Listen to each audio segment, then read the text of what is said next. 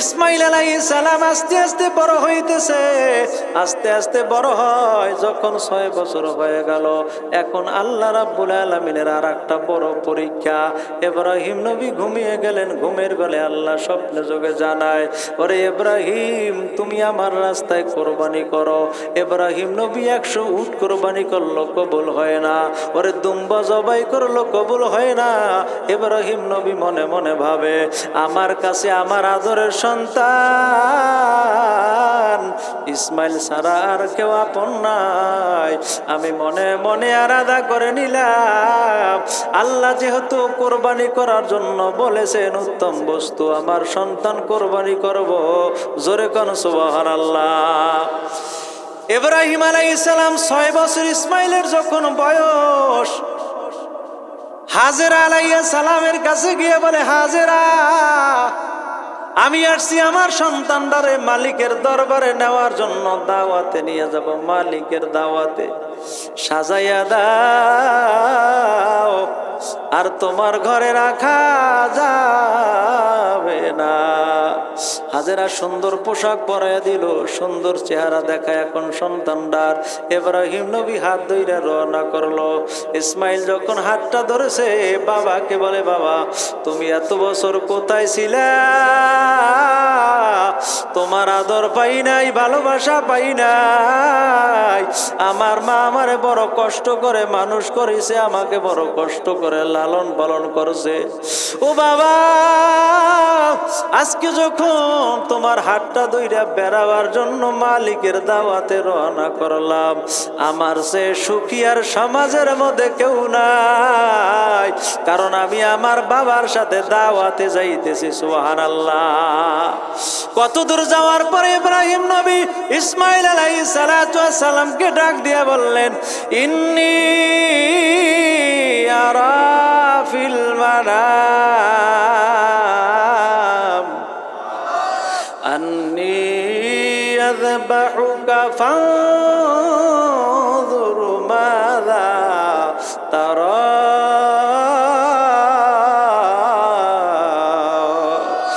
সন্তান, পৃথিবীতে আমরা আজীবন থাকতে পারবো না। আমার মনের একটা আশা, আমি স্বপ্নের মধ্যে দেখছি তোমারে জবাই করতেছি, তোমার অভিমতটা একটু আমারে শোনায়া দাও। সন্তান কয়, লাব্বাইকা ইয়া আব্বি, ও আব্বা আমি রাজি আছি, তাড়াতাড়ি আমারে জবাই করে দেন, আর দেরি করিও না রে আব্বু। তুমি দেরি করবা, আমি দুনিয়ায় থাকবো।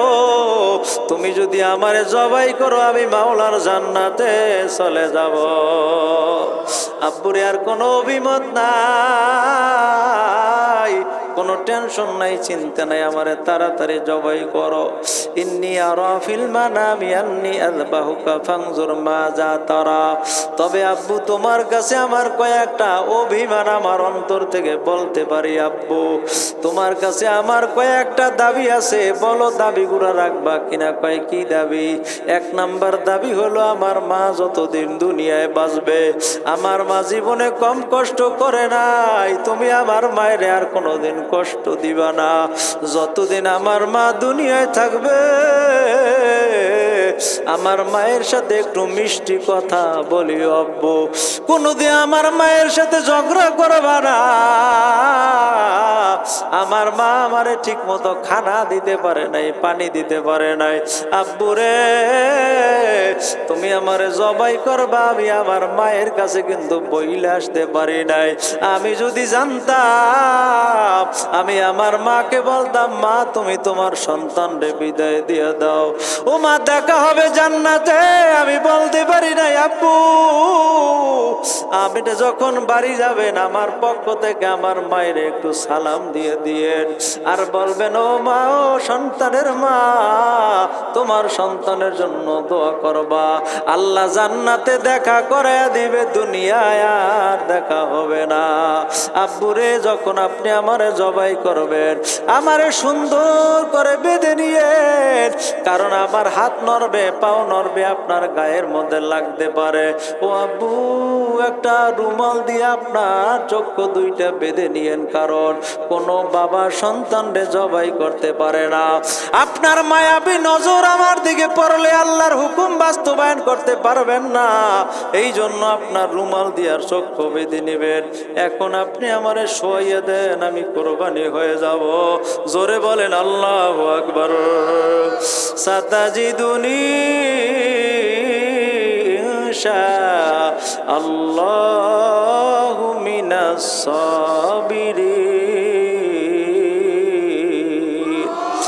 আল্লাহ জানায় দেয়, জিবরিল দৌড় দাও, আমার বন্ধু ইব্রাহিম ইসমাইলকে জবাই করিয়া ফেলাবে। ওরে জবাই হবে না। জিবরিল একটা চিৎকার মেরে কয়, আল্লাহ আমি এখন জান্নাতের কাছে আমি কেমনে যাব? আল্লাহ কয়, দৌড় দাও। ওরে সন্তান ইসমাইলকে শোয়াইলো ইব্রাহিম নবী কোরবানি করার জন্য। কোরবানি হবে না, হবে না। আমি জান্নাত থেকে একটা দুম্বা দিয়ে দিলাম, দুম্বা নিয়ে যাও, ইসমাইলকে সরাইয়া দাও। ওই দুম্বা জবাই হবে, ইসমাইল নবীর পশম কাটবে না। নারায়ে তাকবীর। ইব্রাহিম নবী ইসমাইলকে শোয়াইলো জবাই করার জন্য। এইদিকে জিবরিল আলাইহিস সালাম আইসা দুম্বা নিয়ে আসছে। পরে দুম্বা জবাই হলো, ইব্রাহিম নবীর পশম কাটতে পারে না ইসমাইলের, ঠিক কিনা বলেন? সারা দুনিয়া রাজত্ব করেছে নমরুদ।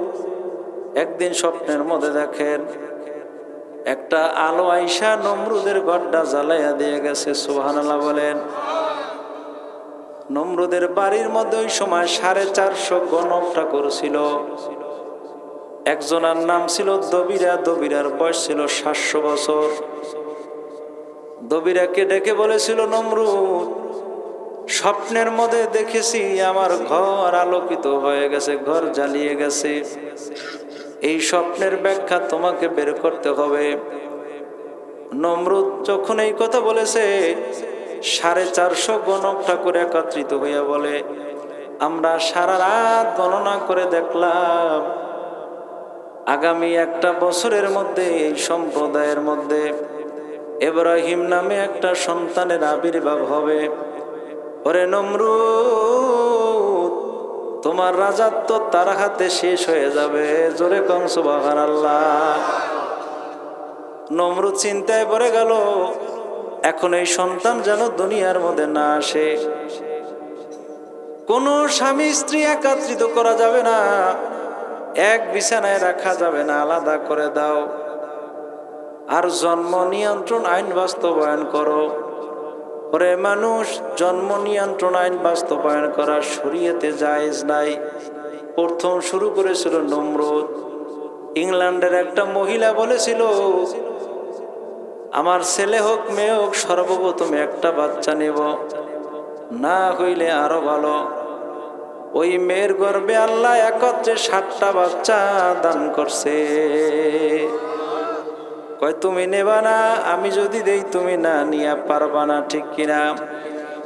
নমরুদ চিন্তায় পড়ে গেল, ইব্রাহিম যেন দুনিয়ার মধ্যে না আসে। নমরুদের দেহরক্ষী ছিল তারেক নামে এক লোক, যিনি ইব্রাহিম আলাইহিস সালাতু ওয়াস সালামের বাবা ছিলেন। ওই তারেকের মনের কামনা আসলো, তিনি বিবির সাথে মিলিত হবে, আর তার বিবিরও মনের মনস্কামনা স্বামীর সঙ্গ নিবে। নমরুদের দেহরক্ষী দাঁড়িয়ে আছে তারেক। আল্লাহ রাব্বুল আলামিন কি করলেন? একটা পরীকে তারেকের সুরতে রাইখা হাতের মধ্যে তরবারি আর এক হাতের মধ্যে মশাল দিয়া তারেককে বলে, তুমি চলে যাও তোমার বিবির কাছে। আজকে যখন তুমি বিবির সাথে মিলিত হবা, এই গর্ভে আমি এমন একটা সন্তান দান করব, ওই সন্তানের নাম হবে ইব্রাহিম। জোরে কোন সুবহানাল্লাহ। আল্লাহর কি কুদরত! রাত্রে মিলিত হইছে। তো নমরুদের ঘুম হারাম, ঘুমাইতে পারে না। চক্ষু তাকাই দেখে না আমার দেহরক্ষী কাছে আছে। আসলে দেহরক্ষী না, দেহরক্ষীর সুরতে একটা জিন অথবা পরী। ইব্রাহিম আলাইহিস সালাতু ওয়াস সালাম মায়ের গর্ভে চলে গেল। নমরুদ ডাক দিয়ে বলে, গণনা করে দেখো আমার যে শত্রু মায়ের গর্ভে আসছে কিনা। 450 গণক ঠাকুর একত্রিত হইয়া গণনা করে দেখে, কয়েকদিন আগে রাত্রিবেলা মায়ের গর্ভে তিনি অবস্থান করছে। সুবহানাল্লাহ। এবার নমরুদ জানায়া দেয়, এলাকার মধ্যে যত ছেলে সন্তান হবে কল্লা কেটে কেটে নদীর মধ্যে ভাসিয়ে দিও, খবরদার মেয়েদেরকে দিও না, কারণ মেয়েদের মধ্যে আমার কোনো শত্রু নাই। এইভাবে একে একে 1 নয় 2 নয় 70,000 মায়ের কোলগুলো খালি করে করে পুত্র সন্তানগুলো জবাই করে নদীর মধ্যে ভাসিয়ে দিল। ইব্রাহিম নবীর মা যখন সন্তান গর্ভের মধ্যে, আল্লাহ বলেন ইব্রাহিম নবী যে গর্ভের মধ্যে গর্ভ বড় হবে না, পেট বড় হবে না, যখন গর্ভপাতের সময় হয় আল্লাহ জানায় দেয় ইব্রাহিম নবীর মা, তুমি পাহাড়ের পাদদেশে যাইয়া গুহার মধ্যে তোমার সন্তানকে প্রস্রাব করবা। ওরে দুনিয়ার এমন কোন মানুষ নাই, তোমার সন্তান দুনিয়াতে আসবে কেউ দেখতে পারবে না। ইব্রাহিম আলাইহিস সালাতু ওয়াস সালামের মা পাহাড়ের গুহায় গেল, আল্লাহর কুদরত যাইয়া দেখে একটা পাথর এমনে এমনে সরে গেল। ইব্রাহিম নবীর মা গুহার মধ্যে ঢুকছে, ওরে নবী দুনিয়াতে আসছে, মা ঘরের মধ্যে চলে গেল, একটা পাথর আইসা এমনে এমনে চাপা দিয়ে দিছে। জোরে কোন আল্লাহু আকবার। ইব্রাহিম নবীর মা বাসায় চলে গেল। এইদিকে জিবরিল আলাইহিস সালাতু ওয়াস সালাম ইব্রাহিম নবীকে পালনের দায়িত্ব নিয়ে নিছে। জিবরিল আলাইহিস সালাতু ওয়াস সালাম আসছে, আইসা ইব্রাহিম নবীর মুখের মধ্যে 2টা আঙ্গুল দিছে। একটা আঙ্গুল হইল দুধ বের হয়, আর একটা আঙ্গুল দিয়ে মধু বের হয়। ইব্রাহিম নবীর মা সন্তানটাকে দেখার জন্য গেল। একদিন পরে যাইয়া দেখে ওই সন্তানটা একদিনের বাচ্চার মতো মনে হয় না, মনে হয় ইব্রাহিম 1 বছরের বয়স হয়ে গেছে। আরে মুসলমান, দুনিয়ার যার কোনো সাহায্যকারী নাই, একটু আওয়াজ দিয়ে বলবেন তার সাহায্যকারী কে? 2 হাত তুলে বলেন কে? ইব্রাহিম আলাইহিস সালাতু ওয়াস সালাম ওই গর্তের মধ্যে বসবাস করে। মা যখন আইসা সন্তানটাকে দেখে, তখন সন্তান দেখার জন্য পাথরটা এমনে এমনে সরে যায়। ওরে দুনিয়ার কোনো বৈদ্যুতিক শক্তির প্রয়োজন হয় না। ইব্রাহিম আলাইহিস সালাতু ওয়াস সালামের মা গর্তের মধ্যে প্রবেশ করে দেখে, একটাবার সূর্যের দিকে তাকায় আর একটাবার ছেলের চেহারার দিকে তাকায়, বলে আমার সন্তানটাকে আল্লাহ এত সুন্দর করে বানাইয়েছেন। ওরে চাঁদের গায়ে ময়লা থাকতে পারে, চন্দ্রের গায়ে ময়লা থাকতে পারে, সূর্যের গায়ে থাকতে পারে, আমার সন্তানের গায়ে কোনো ময়লা নাই, মনে হয় যেন একটা জান্নাতি সন্তান। জোরে কর আল্লাহু আকবার। তুমি মাওলা কুদরতওয়ালা, অসীম তোমার বল, সাগর জলে পাথর বাসাও, মরা গাছে ফল। আল্লাহ বলেন তোমার বিপদ, তোমার বিপদ আমি আল্লাহ বিপদ কাটাইয়া দিব। দুনিয়ার কোনো মানুষ তোমার বিপদে ফেলাইতে পারবে? পারবে? ইব্রাহিম আলাইহিস সালাতু ওয়াস সালাম বলেন, সূর্য আমার রব হতে পারে না, ওরে চন্দ্র আমার রব হতে পারে না। এই চন্দ্র সূর্য যিনি উঠায় তিনি আমার রব, ঠিক কিনা বলেন? তো ইব্রাহিম আলাইহিস সালাতু ওয়াস সালাম একদিন বের হইছে গুহা থেকে, তার মা দেখা করার জন্য গেছে। যাইয়ে দেখে 6 দিনের বাচ্চা 6 বছর বয়সের মতো হয়ে গেছে। ঘরে চলে আসছে, আইসা স্বামীর কাছে প্লেস করছে, স্বামী তোমার কাছে বলি নাই, আল্লাহ আমার একটা সন্তান দান করছে। সুবহানাল্লাহ বলেন। সন্তান পেয়ে স্বামী বড় খুশি। ছেলেটারে হাতের মধ্যে নিয়ে বিভিন্ন জায়গায় যায়। একদিন নিয়ে গেল লাত মানত ওজ্জা সরস্বতীর কাছে, যাইয়া পূজা করে। একং ব্রহ্মণ স্রষ্টা নেনা সিংকিং টং, হিন্দুরা যেটা করে। এখন একদিন ইব্রাহিম নবী বাবাকে ডাক দিয়া বলে, বাবা আজর এগুলা কি? কয় এইগুলা তোমার রব। কয় কোশ্চিন কালেও না, মাটির তৈরি কোনোদিন মূর্তি মানুষের রব হতে পারে? কথা কয় না, আওয়াজ দিয়ে কোন পারে? পারে না। আল্লাহর নবী একদিন এক সাহাবী নিয়ে আসছে, নিজের ঘর থেকে একটা পুতুলের মতো মূর্তি নিয়ে গেছে, হাত ভাঙ্গা। আল্লাহর নবী বলেন, তুমি হাত ভাঙ্গা মূর্তিটা কেন নিয়ে আসছো? বলে, হুজুর, আমি যখন অমুসলিম ছিলাম এই মূর্তিটারে আমি পূজা করতাম, সনাম সনাম বলে ডাকতাম। কিন্তু আমি যখন একদিন ইস্তেঞ্জায় বসলাম, পিছনে মূর্তিটারে দাঁড় করাইয়া দিলাম। হঠাৎ দেখি আমি ইস্তেঞ্জা করি, পিছনে আবার ইস্তেঞ্জার শব্দ আসতেছে। মানে এই মূর্তিটার গায়ে একটা শিয়ালে প্রস্রাব করতে আসে। আমার মেজাজ গরম হয়ে গেছে। আরে তোমার গায়ে শিয়ালে প্রস্রাব করে, তোমার আমি পুজো করি আর তুমি এটা তাড়াইতে পারো না? হুজুর দরিয়ারটা এমন আসার মারছি, ওর হাত ভেঙে গেছে। কেমন মূর্তির পূজা করি, যেই মূর্তি নিজেও খাইতে পারে না, খাওয়াইয়া দেওয়া লাগে, ঠিক কিনা বলেন? যিনি পূজা করে তার শক্তি আছে, মূর্তির কোনো শক্তি নাই। অতএব ইব্রাহিম নবী বলে, বাবা এই মূর্তি আমাদের কোনো উপকারে আসবে না। ইব্রাহিম নবীর বাবা বলতেছে, তাকে মূর্তি তোমার বাজারে বিক্রি করার জন্য দেই। মূর্তি হাজির মধ্যে কতগুলো মূর্তি দিয়ে দেছে। ইব্রাহিম নবী কত দূর যাওয়ার পরে হাজি বাক্কা মেরে সব ভাঙ্গে বলাইছে। সুবহানাল্লাহ বলেন। ইব্রাহিম নবীর বাবা ডাক দিয়ে কয়, কি করলা? ও বাবা, নিজেরা মারামারি কইরা মারছে। জিজ্ঞেস করে দেখো বলে কি বলে না।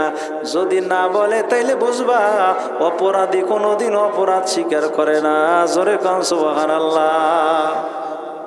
অপরাধ স্বীকার করবে না। ইব্রাহিম আলাইহিস সালাতু ওয়াস সালামের বাবা এখন নমরুদরে খবর দিয়ে বলে, নমরুদ তো আমার পূজা করে না, আমার রব হিসাবে মানে না। ইব্রাহিম আলাইহিস সালাতু ওয়াস সালাম বলে, বাবা মারো কাটো। কিছু কিছু নামাজি সমাজের মধ্যে আছে, 1 কোটি টাকা দিলেও ফজরের নামাজ ছাড়বে না, ঠিক কিনা? আর কিছু আছে টাকা লাগবে না, ফজরে আজান দেয়, আসসালাতু খায়রুম মিনান নাওম, ঘুমের চেয়ে নামাজ উত্তম। অনেকে আছে ফজরের নামাজ না পড়ে ঘুমায়। ওরে ফজরের সময় মুয়াজ্জিন ডাকলো আসলা না, জোহরে ডাকলো আসলা না, আসরে ডাকলো আসলা না। এবার আল্লাহ বলেন, এশার নামাজেও তুমি আসলা না। এবার আমি মুয়াজ্জিনের মাধ্যমে ডাক দিলাম না, আমি আল্লাহ প্রথম আসমানে ডাক দেই, ওরে বান্দা আয় আয় আয়। দুনিয়ার এক লোকের চাকরি করো, 9টার ডিউটি, 10টায় গেলে মালিক বেজার, 11টার সময় গেলে আরো বেজার। একদিন না গেলে তোমার চাকরি থাকে না। ফজরে আসো নাই, আমি আল্লাহ তোমার খানা বন্ধ করলাম না। জোহরে আসো নাই, তোমার আমি অক্সিজেন বন্ধ করলাম না। আসরে আসলা না, আমি পানি বন্ধ করলাম না। এশার নামাজ যখন হয়ে যায় তখন আর মুয়াজ্জিনের মাধ্যমে আমি ডাকি না, আমি আল্লাহ প্রথম আসমানে আইসা তোমারে ডাক দে, ওরে আব্দুর রহমান।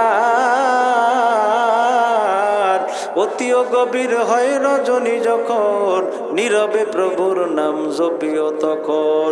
তোমার কি দরকার আমার কাছে চাও, আমি আল্লাহ অসুস্থ হলে তোমাকে সুস্থ করে দেব, অভাবী হলে অভাব দূর করে দেব, ঋণগ্রস্ত থাকলে ঋণ পরিশোধ করে দিব। আল্লাহ যখন ডাকে তখন বান্দা ডাকে সাড়া দেয় না, তখন নাকে তেল দিয়ে ঘুমায়, ঠিক কিনা বলেন? এই জন্য 30-40 বছরে দেখবেন হার্টের সমস্যা, লাংসের সমস্যা, কিডনিতে সমস্যা, ডায়াবেটিসের সমস্যা আছে না নাই? আল্লাহর নিয়ামত খেয়ে বান্দা আল্লাহর নিয়ামতের শুকরিয়া আদায় করে না। ইব্রাহিম আলাইহিস সালাতু ওয়াস সালাম বলে, হাজা রব্বি, এটা আমার রব হতে পারে না। যেটা অস্তমিত যায়, যেটাকে আমি পূজা করি, এটা আমার রব না। আমার রব হলো একমাত্র আল্লাহ। ক্বালু রব্বুনা আল্লাহ।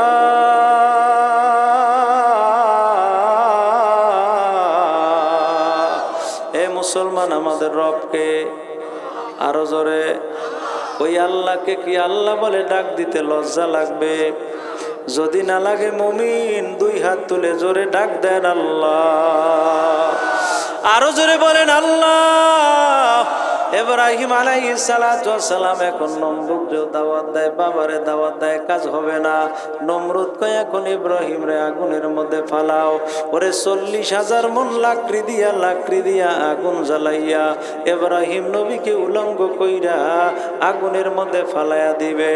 এমন সময় ইব্রাহিম আলাইহিস সালাতু ওয়াস সালামের মা আগুনের পাশে যাইয়া দাঁড়াইয়াছে। ওরে আমার সন্তান আগুনে জ্বলবে, আমি মা সহ্য করতে পারবো না। কারণ এই সন্তান লালন পালন করার জন্য আমি মা কতদিন পাহাড়ের গুহায় অবস্থান করলাম, এই সন্তানকে খাবার দেওয়ার জন্য আমি মা কতদিন পাহাড়ের গুহায় হেঁটে হেঁটে গিয়েছিলাম। আজকে আমার সন্তান আগুনের মধ্যে পুড়ে ছাই হয়ে যাবে, আমি মা দেখতে পারবো না। ইব্রাহিম নবী আলাইহিস সালাতু ওয়াস সালামকে কপি কলের মাধ্যমে আগুনের মধ্যে ফালাবে, কিন্তু জাগাইতে পারে না। নমরুদকে শয়তানে পরামর্শ দিল, এলাকার মানুষগুলো মেয়েদেরকে এই জায়গায় জমা করো, ছেলেদেরকে জমা করো, ওদের মধ্যে জিনার প্রচলন করো, তাইলে ফেরেশতারা চলে যাবে। ওরে ফেরেশতারাও চলে গেল, ইব্রাহিম নবীনে আগুনের মধ্যে ফালাবে। আল্লাহর কুদরত 40,000 মণ লাকড়ি দিয়া আগুন জ্বালাইলো। 3 মাইল উপর দিয়ে যদি একটা পাখি যাইতো, পাখিটার গায়ে আগুন লাইগা পইরা যাইতো, এত তেজের আগুন। কিন্তু নবী ইব্রাহিমের একটা পশমও পড়তে পারে না। কুলনা ইয়া নারু কুনি বারদাও ওয়া সালামান আলা ইব্রাহিম।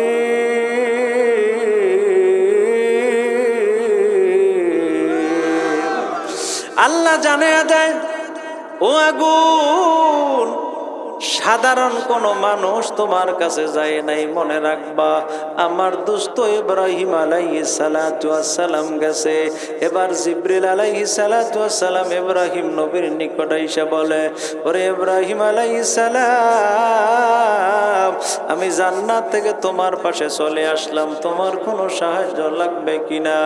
আল্লাহ জানায় দেয়, ইব্রাহিম তুমি একটু বলো তোমার সাহায্য লাগবে কিনা। ইব্রাহিম নবী জিবরিলের কাছে বলে, জিবরাইল তোমার সাহায্য আমার লাগবে না, আমার আল্লাহ আমার জন্য যথেষ্ট হয়ে গেছে। জোরে কোন আল্লাহু আকবার। ওরে মুমিন ইমানদার যারা, তাদের জন্য আল্লাহ যথেষ্ট, ঠিক কিনা? যেমনি ভাবে আম্মা জান আয়েশা রাদিয়াল্লাহু আনহা একটা হাদিস বর্ণনা করেন, আমার নবী আপনার নবী যখন খুব অসুস্থ হয়ে আছেন, আল্লাহ নবীর ইন্তেকালের 90 দিন আগে নবী অসুস্থ হয়ে যায়, জমিনে পড়ে যায়, আবার জমিন থেকে ওঠে, আবার পড়ে যায়, আবার জমিন থেকে ওঠে। আল্লাহ নবী হযরত বেলালকে ডাক দিয়ে বলে, মুরু বেলাল ওয়া আবা বকরান বিসসালাহ, বেলাল তুমি আজান দাও, আবু বকর নামাজ পড়াও। ওই দিন থেকে আবু বকর 17 ওয়াক্ত নামাজে জামাতে ইমামতি করেছে, বেলাল রাদিয়াল্লাহু আনহু আজান দিছে। আম্মা জান আয়েশা রাদিয়াল্লাহু আনহা বলেন, আমি আমার নবীর সামনে যাইয়া বললাম, ইয়া রাসূলুল্লাহ আপনার কাছে কোনোদিন কিছু চাই নাই, আজকে একটা জিনিস চাই, বলেন আপনি আমার কথাটা রাখবেন কিনা? নবী আমার বললেন, আয়েশা আমি যখন তোমাকে বিবাহ করি তোমার বয়স হয়েছিল 8 বছর কি 9 বছর।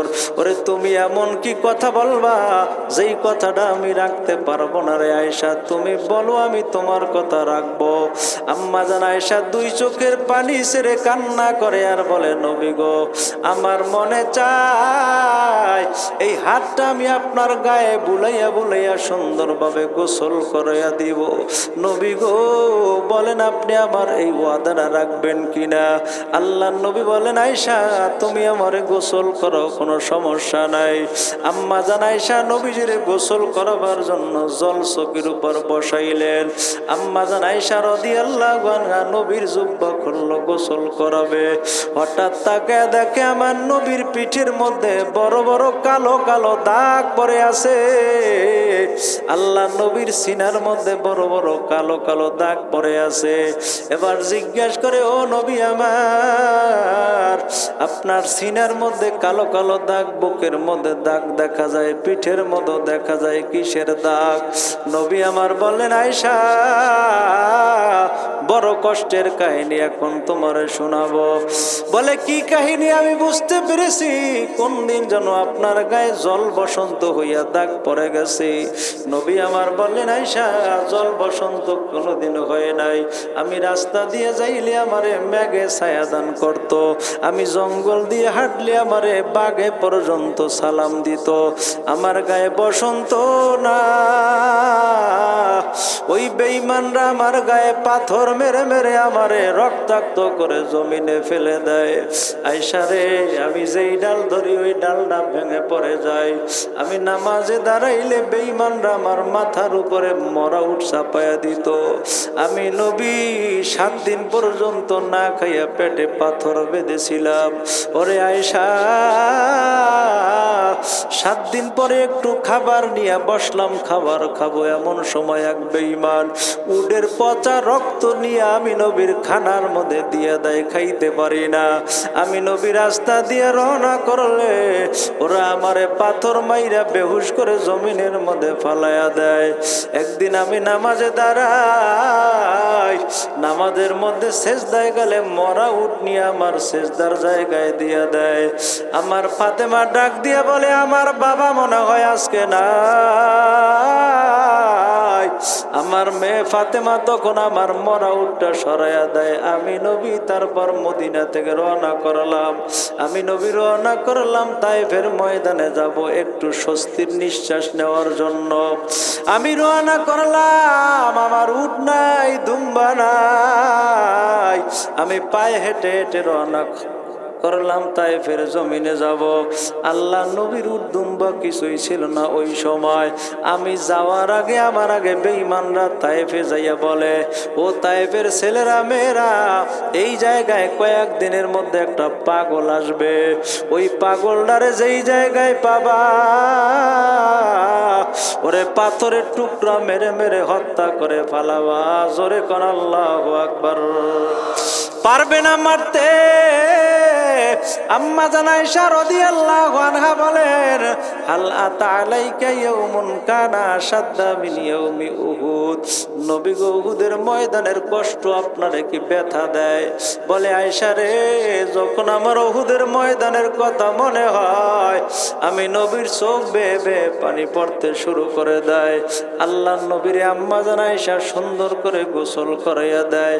এমন সময় গোসলের পানিগুলো জমিনের মধ্যে পড়তেছে। হঠাৎ নবী দেখে পানির মধ্যে রক্ত দেখা যায়, লাল লাল রক্ত দেখা যায়। নবী ডাক দিয়ে বলে, আয়েশা, গোসলের পানির মধ্যে রক্ত আসলো কোথা থেকে? আম্মা জান আয়েশা বলে, নবী গো, আপনি যে জল চকির উপরে বসেছেন ওই চকির একটা খুরা আমার পায়ের আঙ্গুলের মধ্যে পড়েছে। ও নবী, আপনার ওজনে আমার আঙ্গুলটা ফেটে রক্ত বের হওয়া শুরু করলো। নবী আমার ডাক দিয়ে বলে, আয়েশা, আমারে বলো না কেন?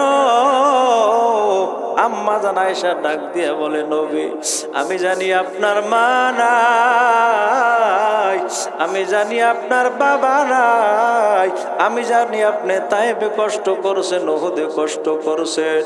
আমি আর কষ্ট দিতে চাই না। ওই জলচকির খুরার মধ্যে আমার পায়ের আঙ্গুল না পড়ে যদি আমার কলিজাটাও পড়ে যাইত, আমার কলিজাটা যারা যদি ছিদ্র হয়ে যাইত, আমি আমার নবীর মনে কষ্ট দিতাম না। জোরে কান সুবহানাল্লাহ, নারে তাকবীর। আল্লাহ জানায়া দেয়, তায়েফের ময়দানে বন্ধু কষ্ট করেছে। ও বন্ধু, তোমার কি লাগবে? আল্লাহ জানায়া দেয়, আল্লাহ গো, আমার জিবরিলের সাহায্য লাগবে না। এই তায়েফের কোনো কষ্ট আমার কষ্ট মনে হয় না, আমার আল্লাহ আমার জন্য যথেষ্ট। জোরে কোন আল্লাহু আকবার। ইব্রাহিম আলাইহিস সালাতু ওয়াস সালাম বলেন, জিবরাইল আমার কোনো কষ্ট হয় না, জান্নাতের এই আগুনের মধ্যে আমার মনের মধ্যে আল্লাহ শান্তি দান করেছে। আমি আগুনের মধ্যে আছি, আগুনটা আমার জন্য ফুলের বাগান। জোরে বলেন আল্লাহু আকবার। তারপর আল্লাহ রাব্বুল আলামিন বলেন, জিবরাইল আমার বন্ধুর জন্য একটা জান্নাত থেকে জান্নাতি পোশাক নিয়ে গায়ে দিয়ে দাও। আমার বন্ধু ওই জামাটারে আবার ইসমাইলকে দান করবে। ইসমাইল আলাইহিস সালাতু ওয়াস সালাম ইয়াকুবকে দান করবে। ওরে ইয়াকুব নবী ইসমাইলকে দান করবে। ইসমাইলের গায়ের মধ্যে আল্লাহ রাব্বুল আলামিনের নির্দেশে হযরত ইয়াকুব আলাইহিস সালাম ওই জামাটাকে তাবিজ বানায়া দিবে। ওরে 10 ভাই এক সময় ইউসুফকে কূপের মধ্যে ফালায়া দিবে প্রতারণা করে। আমি আল্লাহ রাব্বুল আলামিন ওই জামার বদৌলতে এমন একদিন আসবে, ওই কূপ থেকে উঠাইয়া মিশর নিয়া ইউসুফকে মিশরের বাদশাহ বানায়া দিব। মুসলমান আল্লাহ পারে কি পারে না? ইব্রাহিম আলাইহিস সালাতু ওয়াস সালাম আগুনের মধ্যে ও পরে আছে সুন্দর একটা জান্নাতি জামা, মা তাকাই আছে, আমার সন্তান মনে হয় আগুনে পুড়ে ছাই হয়ে গেল। এমন সময় ইব্রাহিম নবী মাকে সান্ত্বনা দেয়, মা আমাকে নিয়ে বহুত কষ্ট জীবনে করেছো, তুমি আর চিন্তা করিও না, তুমি টেনশন করিও না, ওই আগুনে আমার একটা পশমও পড়তে পারে নাই, আগুনটা আমার জন্য জান্নাতের বাগান হয়ে গেছে। এইদিকে নমরুদ তাকায় দেখে আগুনে জ্বলে না ইব্রাহিম। ওই নমরুদ আগুন রে ডাক দিয়া কয়, আগুন তুমি কি তোমার দহিকা শক্তি হারাইয়া ফেলাইছো? আগুনের জবান খুলে গেছে। জোরে কোন আল্লাহু আকবার। আগুন ডাক দিয়া কয়, ও নমরুদ দহিকা শক্তি হারাই নাই, তুমি আসো তোমারে জ্বালাইতে পারে। ইব্রাহিম নবীর একটা পশম পড়তে পারি না। নারায়ে তাকবীর। ইব্রাহিম নবী আগুনের মধ্য থেকে বের হইয়া হারান দেশে রওনা করলো। হারান দেশের বাচ্চার একটা সুন্দরী মেয়ে ছিল, নাম হলো সারা। সারা বিবিরে বিবাহ দেবে। এলাকার যত সুন্দর ছেলেরা আছে সবাই এক জায়গায় জমা হও, আমার মেয়েটা যারে পছন্দ করবে তার কাছে আমার মেয়ে বিবাহ দেব। হাজার হাজার ছেলেরা ইশার লাইনে দাঁড়াই গেছে, সারা বিবিকে পছন্দ করবে। সারা বিবি যারে পছন্দ করবে তার সাথে বিবাহ বসবে। ওই জায়গায় ইব্রাহিম নবী যাইয়া শোনে এই দেশের পরমা সুন্দরী মেয়ের বিবাহ হবে। মেয়েটা যাকে পছন্দ করবে তার সাথে বিবাহ হবে। এবার ইব্রাহিম নবী দাঁড়াইয়া গেছে, মেয়েটা হাতের মধ্যে ফুলের মালা নিয়া শত শত সুদর্শন ছেলেদের কাছে যায়, কারো পছন্দ হয় না। কত দূর আসার পরে ইব্রাহিম নবীর গলার মধ্যে মালা পরাইয়া দিছে। আল্লাহ কয়, নমরুদ তুমি আগুনে ফালাবা, সম্ভব না। আমি যদি ওরে দুনিয়ার বাদশা বানাই, কোন মানুষ বিরোধিতা করে রাখতে পারে না, ঠিক কিনা? সারার সাথে বিবাহ হয়ে গেল। ভাগ্যের নির্মম পরিহাস, কোনো ছেলে সন্তান হয় না, মেয়ে সন্তান হয় না। এক সময় সারা আলাইহিস সালামের বাবা বলে, নিয়ে যাও, আমার মেয়ে তোমাকে দিয়ে দিছি, তুমি নিয়ে বাড়ি চলে যাও। মেয়েটা নিয়ে বাড়ি রওনা করলো। আর এক জালেম এবার এই মেয়েটার উপর চড়াও হওয়া শুরু করলো। ওরে সম্ভব না, যারা নেককার আল্লাহওয়ালা পরেজগার বান্দা তাদেরকে হেফাজত করে কে? জোরে বলে। যেই বাদশা মেয়েটাকে ধরার জন্য সামনে যায়, বাচ্চার হাতটা গুটে আছে, প্যারালাইসিসের রোগীর মতো হয়ে যায়। আল্লাহ কয়, সম্ভব না। বাচ্চা দিয়ে দিল তার মেয়ে হাজেরাকে, আমি তোমাকে ইব্রাহিম নবী মেয়েটা দিয়ে দিলাম, তুমি বিবাহ করো। জোরে কোন সুবহানাল্লাহ। এখন দুই বিবি হয়ে গেল। আল্লাহ রাব্বুল আলামিনের পরীক্ষা কেমন দেখেন। একটার নাম হলো সারা আলাইহিস সালাম, আর একটার নাম হলো হাজেরা। এই হাজেরার গর্ভে আল্লাহ একটা সন্তান দান করেছে।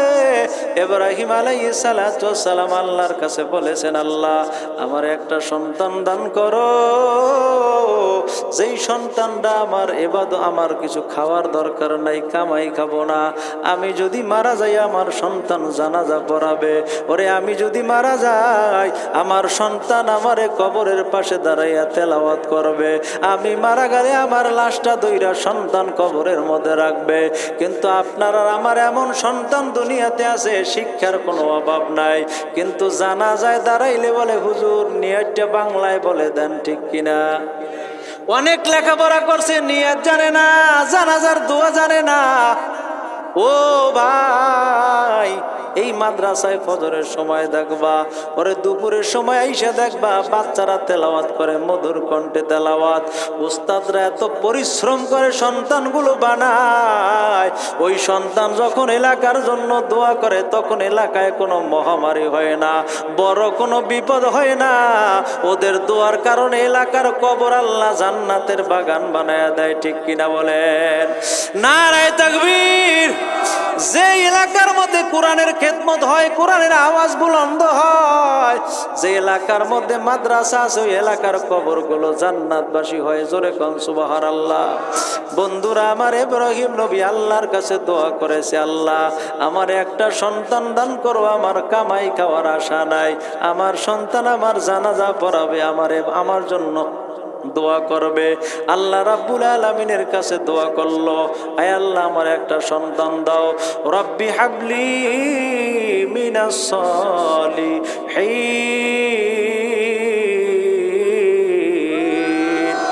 আল্লাহ বলে আমি তোমার সন্তান দান করলাম, এই সন্তানের নাম হবে ইসমাইল। ওরে মুসলমান, 85 বছর সময় সন্তান আল্লাহ দান করছে, ওই সন্তানের জন্য কেমন মায়া।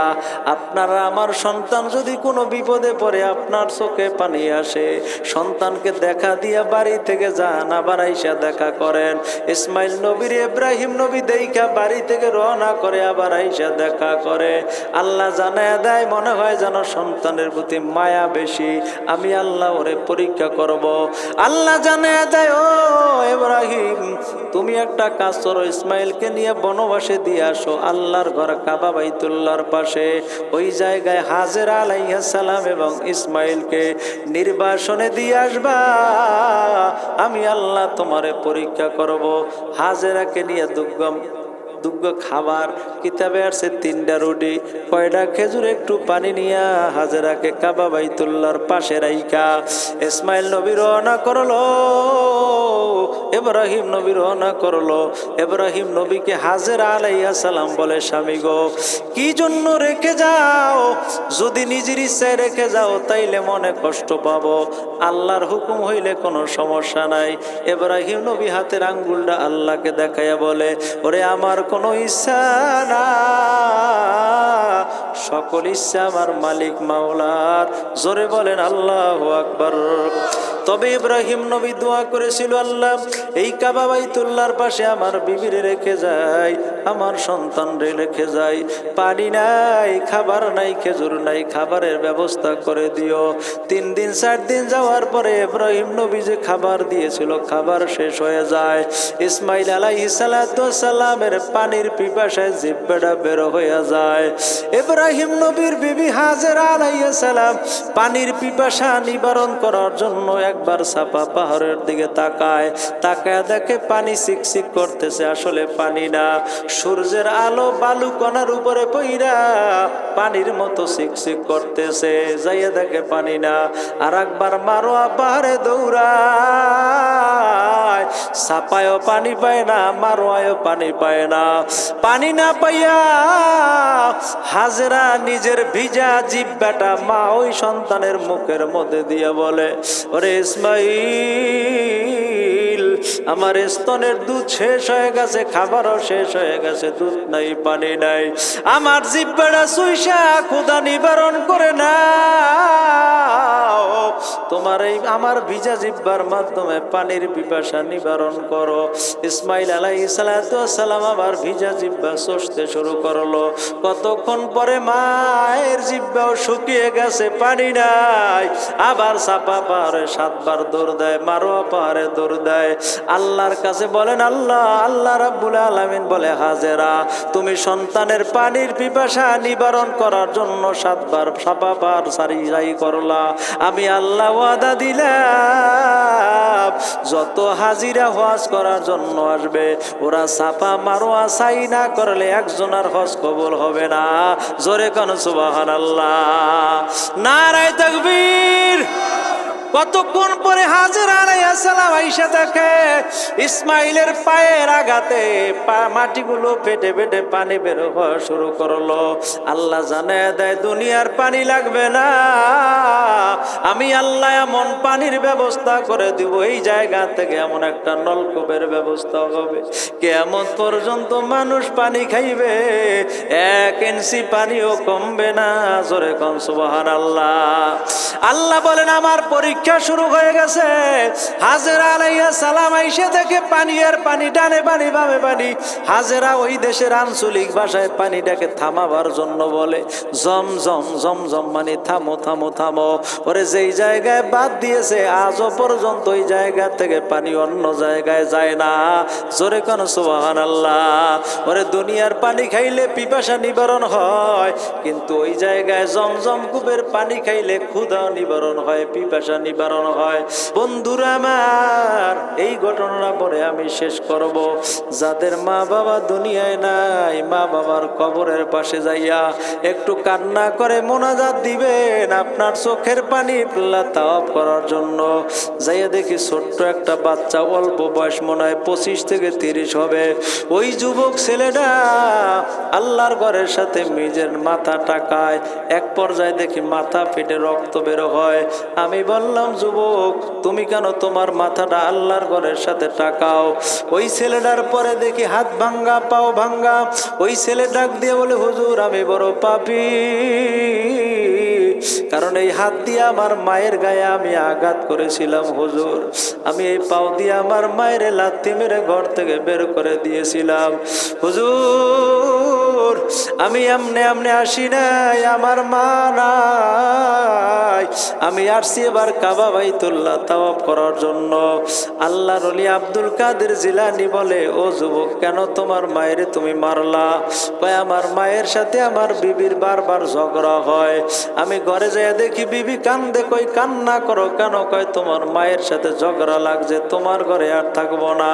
হুজুর আমার বিবিরে খুশি করার জন্য আমি সন্তান যাইয়া আমার মায়ের একটা লাথি মেরে ঘর থেকে বের করে দিলাম। আমার মা ঘরের সামনে কুড়ে ঘরে বসবাস করে, আমার ঘরে আসে না। আমার জীবনের পরিবর্তনটা কোথা থেকে আসছে শুনে নেন। আমি 3 দিন পর্যন্ত মানুষের বাড়ি বদলা দিয়া রাত্রে ঘরে আসলাম। আমি ঘরে আইসা ডাক দিয়ে কই, বিবি দরজা খোলো, ঘরে আসবো। আমার বিবি আমারে বলে, স্বামী আমি দরজা কেমনে খুলবো? আমার ছোট শিশু বাচ্চা আমার বুকের উপর ঘুমায়, কারণ ওরে আমি ঘরের ডান পাশে রাখছি। প্রস্রাব করে যখন খাতা ভিজাইয়া ফালাইছে, আমি ওরে বাম পাশে নিলাম, বাম পাশেও ভিজাইয়া ফালাইছে, জায়গা নাই। আমি মা ওরে বুকের উপর রাখলাম, এখন ঘুমাইছে, কেবলমাত্র ঘুম পড়ছে, জাগানো যাবে না। তুমি দাঁড়িয়ে থাকো, ওর ঘুম পুরা হইলে তারপরে তোমার ঘরের দরজা খুলবো। ওই যুবক ছেলে বড় পীর আব্দুল কাদের জিলানীকে বলে, হুজুর আমি মনে মনে ভাবলাম আমার জনম দুঃখী মা আমারেও তো রাত্রিবেলা এভাবে কতদিন বুকের উপর রাখছে। আমার জনম দুঃখী মা মানুষের বাড়ি কাজ করে করে আমারে খাবার নিয়ে দিছে। আমার মায়েরে কেমনে লাথি মারলাম, আমি গেলাম আমার মাকে ক্ষমা চাওয়ার জন্য। আমি যখন ঘরের দরজার পাশে যেয়ে দাঁড়াই, ওই সময় আমার কানের মধ্যে আওয়াজ পাই, আমার মা আমার জন্য দোয়া করে, আল্লাহ আমার সন্তান অসুস্থ হয়ে যায় মাঝে মাঝে, ছোট্টবেলা থেকে আমার সন্তানটা অসুস্থ হয়ে যায়। আল্লাহ আমার সন্তানরে বড় কোনো বিপদ দিও না, আমার সন্তানটা যেন আমার কোলে আবার ফিরে আসতে পারে। আল্লাহ আমার সন্তানের জন্য দোয়া করলাম, মাবুদ রে আমার সন্তান যেন আমার কাছে ফিরে আসে। ওই সন্তানটা যখন মায়ের মুখ নিঃসৃত ধ্বনিগুলো কানের মধ্যে আসে, একটা ডাক দিয়ে কয়, ও মা, তোমারে আমি লাথি মেরে ঘর থেকে বের করে দিলাম, তুমি আমারে ভুলো নাই, ভুলো নাই, দরজা খুলে দাও, তোমার কাছে আসবো, ক্ষমা চাবো। মায় মনে করছে সন্তান ডাক দিছে, আবার আমারে মারার জন্য আসছে, বিবি মনে হয় নালিশ করছে। মা ডাক দিয়ে কয়, বাজার আমার গায়ে এখনো ব্যথা, লাথি মেরে ঘর থেকে বের হইছো, বের করেছো, আমি মা খাবার খাই না, রাত্রিবেলা ঘুমাই না, তোমার জন্য দোয়া করি, আমার গায়ে আর আঘাত করবা না। 3 দিন হয়ে গেল আমার ঘরে চুলার মধ্যে আগুন জ্বলে না, তোর ঘরে যাই নাই, আমার পেটে অনেক ক্ষুধা, সন্তান আবেগ হৃদয়ে সহ্য করতে না পেরে ঘরের দরজা ভেঙে ঘরের মধ্যে উঠছে, যাইয়া দেখে মার দুনিয়ায় নাই। ওই মা কবরের যাত্রী হয়ে গেছে, ছেলে আর মা বোঝাইতে পারলো না। ও বন্ধু, যুবক ভাইরা, তুমি দুনিয়াতে আসার আগে তোমার মা তোমারে 10 মাস 10 দিন গর্ভে ধারণ করলো, 2.5 বছর পর্যন্ত মায়ের 14 মণ দুধ তুমি পান করলা। আজকে যদি ওই মায়ের কষ্ট দাও, আল্লাহর আরশ থরথর করে কাঁপে। যদি কোনোদিন মায়ের কষ্ট দিয়ে থাকো, মায়ের কাছে ক্ষমা চাইও, একটু ফল কিনা মায়ের মুখে খাবার তুলে দিও। যেই বাবা মানুষের বাড়ি বদলা দিয়ে তোমার লেখা পড়াবার জন্য কাপড় কেনাই করে দিল, তোমারে খাতা কলম কেনাই করে দিছে, ওই বাবারে যদি কষ্ট দাও, একটু বাবারে সুন্দর মতো গোসল করাইয়া জামা পোশাক পরাইয়া জুমার নামাজে হাত ধরে নিয়ে যাইও। ওরে মা বাবা বেজারে আল্লাহ বেজার, মা বাবা খুশিতে আল্লাহ খুশি। ওই ছেলেটা ঘরের মধ্যে দেখে ঢুকে দেখে মার দুনিয়ায় নাই, মাকে দাপন কাপন কইরা ছেলে চলে গেল মক্কা মুআজ্জামায়। বড় পীর আব্দুল কাদের জিলানী বলে, বাজান তোমার হজে কোনো কাজ হবে না, ওরে বাড়ি যাইয়া মায়ের কবরের পাশে দাঁড়াও, মা যদি মাফ না করে আল্লাহ মাফ করবে না, ঠিক কিনা? এই জন্য বন্ধু, মা বাবার খেদমত করবেন।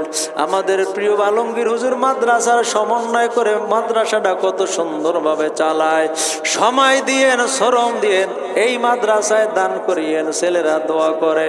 কমিটি সবাই যেন মাদ্রাসার দিকে খেয়াল রাখে, এবং স্থানীয় যারা আছে, ও বিত্তবান আমার ভাইয়েরা, টাকা পয়সা নিয়ে কবরে যাওয়া যাবে না। এই ভাঙ্গা মাদ্রাসায় পোলাপান নামাজ আদায় করে যখন শীতের মধ্যে দাঁড়ায়, কুয়াশার পানি পইরা পইরা ওই মাদ্রাসার বাউন্ডারির মধ্যে পানি পড়ে, ঘরের মধ্যে পানি পইরা সেজদার স্থানটা কর্দমক্ত হইয়া যায়। কত কষ্ট মাদ্রাসার ছেলেরা করে।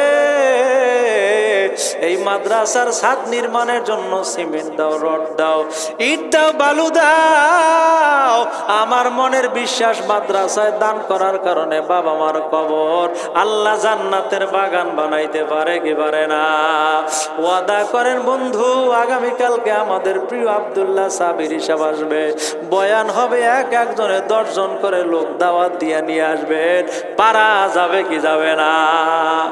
কারা কারা নিয়ে আসার চেষ্টা করবেন? আল্লাহকে হাত দেখান, আল্লাহ আপনি কবুল করে নেন। আল্লাহর কাছে দোয়া করেন, আল্লাহ দুনিয়াতে দেখা হয় কি হয় না বলা যায় না, মাবুদ গো, এই ভাই জোড়া কেরাতুল কোরআন মাদ্রাসার মাহফিলে আজকে দেখা হয়ে গেল, চারদিক তাকায় দেখি আমার চেয়েও ছোট বয়সী মানুষ কবরে চলে গেল। ওরে মসজিদে একসাথে নামাজ পড়তাম, আজকে আমার ভাইরা কবরে, আমরা কয়দিন বাঁচবো বলা যায় না। একসাথে ইস্তেমায় জিকির করতাম, আজকে আমি একা, আমার প্রতিবেশী থেকে টান দিয়ে নিয়ে নিয়ে মানুষ কবরে চলে যাইতেছে। আমি কবে যাব বলা যায় না। মাওলা, যতদিন দুনিয়ার মধ্যে থাকবো তোমার হুকুমগুলো মানবো, 5 ওয়াক্ত নামাজ পড়বো, নবীর তরিকায় চলবো। কারা কারা পারবেন আল্লাহকে হাত দেখায়া দেন। আল্লাহুম্মা আমিন। রব্বানা যালামনা আনফুসানা ওয়া ইল্লাম তাগফির লানা ওয়া তারহামনা লানাকুনান্না মিনাল খাসিরিন। واعف عنا واغفر لنا وارحمنا أنت مولانا فانصرنا على القوم الكافرين رب ارحمهما كما ربياني صغيرا رب ارحمهما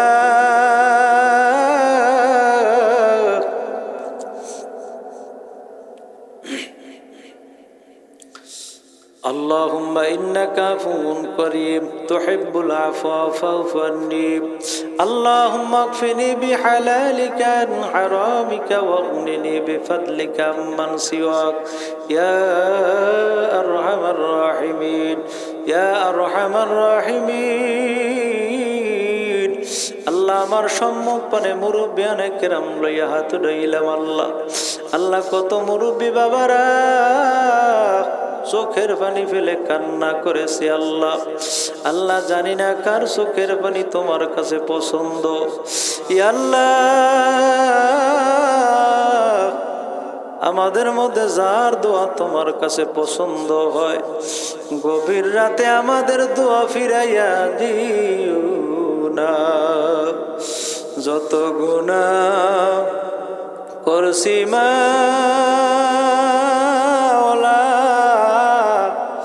জীবনে মাফ করিয়া দেন গো আল্লাহ নিজে গুনে। আল্লাহ যারা হাত উঠাইলাম আমি জানি না কার মা নাই কার বাবা দুনিয়ায় নাই, সন্তানগুলো এতিম বানাইয়া ওই বাঁশ বাগানে কলা বাগানে রাস্তার পাশে গোরস্থানে ফুল বাগানে ঘুমায়া রইছে। দুনিয়ার কত জায়গায় খবর নিলাম, বাবা মারও খবর নিতে পারলাম না। মরিয়া গি আসে যা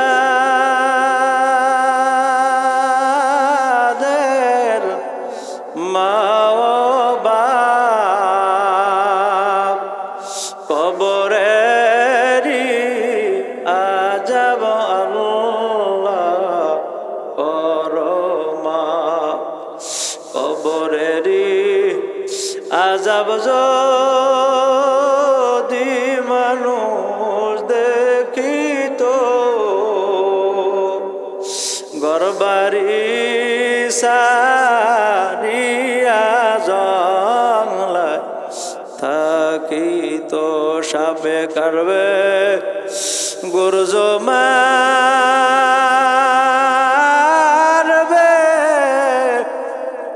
হায় রে হায় আগুন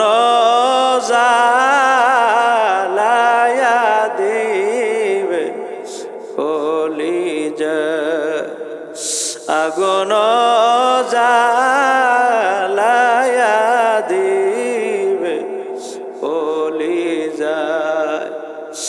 মাও নাই রে বাবা নাই রে কবরে কেমনে থাকবো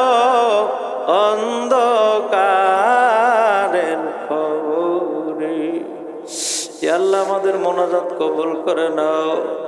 কত সন্তান ঈদের দিন আসলে মা যেই খাটে ঘুমাইতো খাটে তাকাইয়া দেখে মা নাই। সন্তান এখন 1000 টাকা দিয়ে বাবার জন্য লুঙ্গি কিনতে পারে, মায়ের জন্য 5000 টাকা দিয়ে শাড়ি কিনতে পারে। ওরে টাকা আছে মা নাই, টাকা আছে বাবা নাই। আল্লাহ মা বাবার কবরে আযাব দিও না। ইয়া আল্লাহ, কত মানুষের মৃত্যুর খবর শুনে ইন্না লিল্লাহ পড়লাম। এমন একদিন আসবে আমরাও দুনিয়া থেকে বিদায় নিব, মনে হয় মসজিদের পালকি বাড়ির দরজায় হাজির হয়ে গেছে। ঘর থেকে লাশটা বের করিয়া জুব্বটা খুইলা গেঞ্জিটা বেলের দিয়া কাইটা রাখবে। আমার কবরে আমি ছাড়া কেউ আপন হবে না। ও মায়েরা বোনেরা কান্দো, ওরে কান্না না আসলে মনের বুঝো। ওরে মন, স্বামীর বাড়ি আসছো, লাল শাড়ি পইরা সাদা কাপড় পরে বের করে দিবে।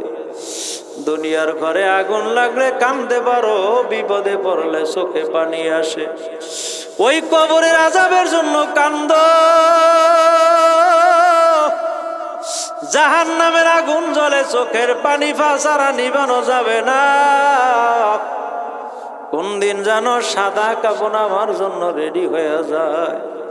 সাদা কাপড় আমার আপন কবে লেগে যায়।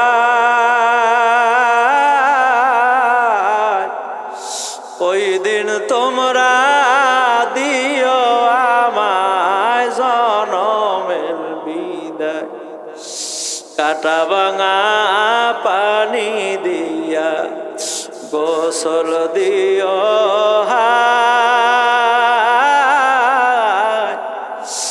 আতর গোলাপ দিয়া পরে সুরমা দিও গায়।